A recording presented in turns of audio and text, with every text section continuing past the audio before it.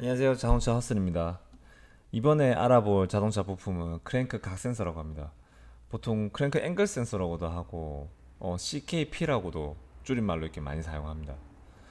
보면 귀엽게 생겼죠? 여기에 위치하고 있는 곳은 여기 엔진 바로 밑에 크랭크 풀리 있는 쪽에 옆에 위치하고 있습니다.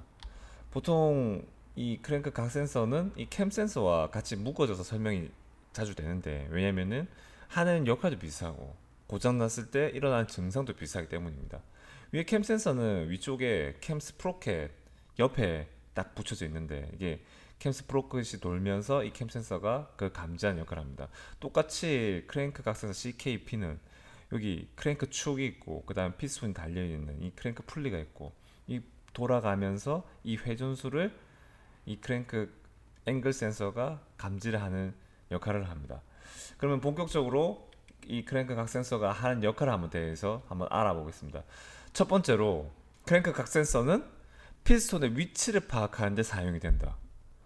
이 보시면은 4기통 엔진에 피스톤이 4개가 있습니다. 1번과 4번 그리고 2번과 3번이 있는데, 1번과 4번 상사점을 향할 때 2번과 3번은 밑에 하사점을 향하게 됩니다.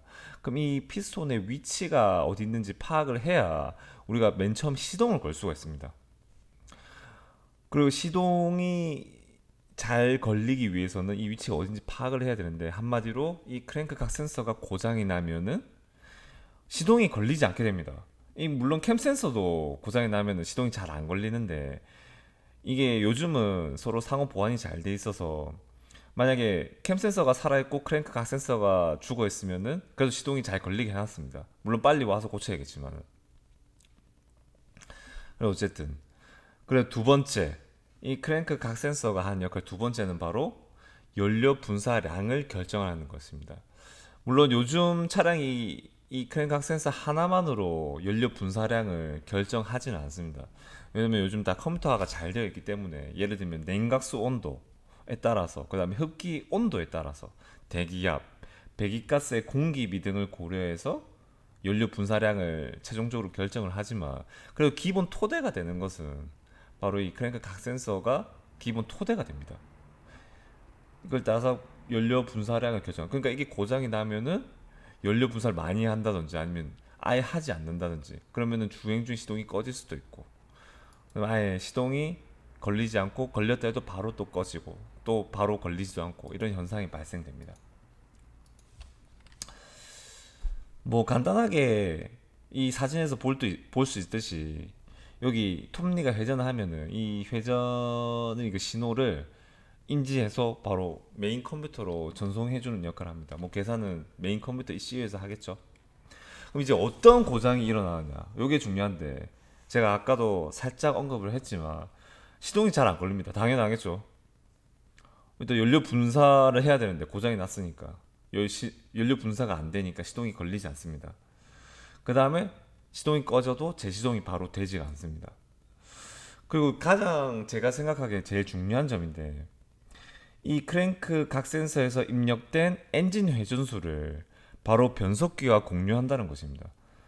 그러니까 이 인지된 그 회전수를 이제 미션 변속기로 보내줘야 되는데, 인지를 못하니까 보내주지를 않습니다. 그러니까 어떤 문제가 발생을 하냐면은, 차가 평소대로 주행을 하고 있는데 이제 주행 도중에, 그 다음에 천천히 서행할 때, 그러니까 미션에서 이제 킥다운을 해서 예를 들면 5단에서 4단, 3단, 2단 이렇게 떨어져 줘야 되는데, 이 크랭크 각센서 고장이 나서 신호를 보내지 못하면은 이 미션에서 변속을 아예 시켜주질 않습니다. 그러니까 나는 속도를 줄이고 있는데 계속 5단인 채로 고정이 되는 것입니다. 그러면은 다시 이제 재가속하려고 할 때 시동이 꺼지게 되고, 그러면은 굉장히 난감하겠죠. 뒤에 차는 계속 빵빵거리고, 나는 이제 차가 다시 시동 꺼지고 다시 켜야 되고, 그러면은 계속 멈출 때마다 시동이 꺼지니까 얼마나 불편하겠습니까?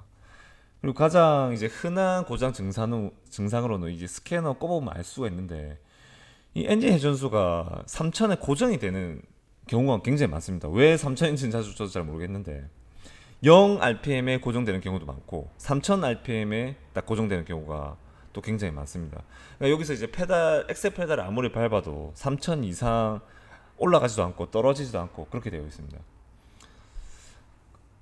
여기 보시면은 이제 서행에서 멈췄는데 단수는 4단에 그대로 고정되어 있는 걸 알 수 있습니다. 이러면 이제 시동이 꺼질 수밖에 없는 거죠.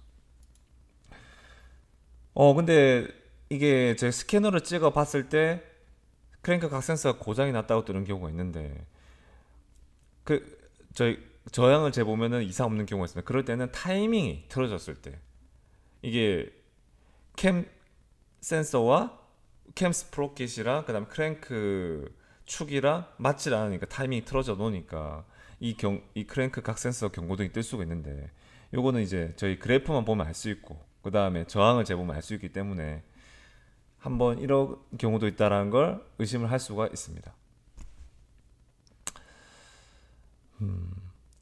그리고 차량마다 다르지만 이런 경우도 있습니다. 회전수가 0 RPM에 고정되어 있을 때 이게 페달을 밟으면은 계기판에 있는 RPM 게이지가 전혀 올라가지 않는 경우가 있습니다.